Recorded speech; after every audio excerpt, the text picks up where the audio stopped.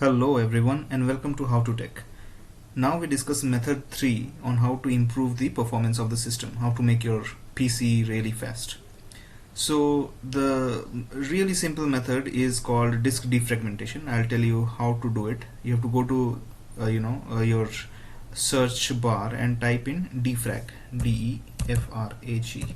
So once you type in defrag, there is an option called defragment and optimize drives. Click on that. So automatically the C drive and D drive, because I only have D drive with my system, so you can go ahead, you can select this C drive first, and it says so it is already defragmenting for me. Okay, so ideally you will be getting this option, analyze and optimize. So analyze is basically, it will analyze first about the data, and it will say okay, this is just 5% defragmented, right? You can avoid this and directly click on optimize. Once you click on it, will start defragmenting that portion of your drive, thereby making your system much faster.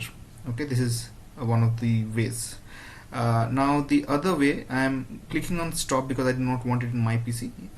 You just have to wait for, let's say, some time, 15-20 minutes, whatever, maybe half an hour depending on your system, and after that it should be defragmented.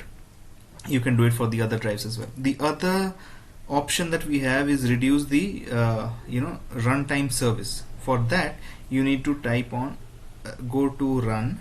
Okay, so either you can just search run over here, or the other method is just type in Windows plus R, so you will get this run automatically at the bottom. Type in msconfig, msconfig, let's hit on enter. Next you need to go to services tab.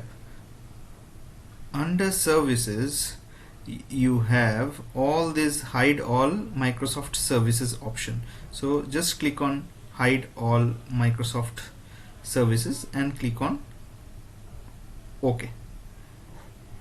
Okay, so this is just wonderful, easy, and it will save you a lot of time. Your PC should become a bit fast.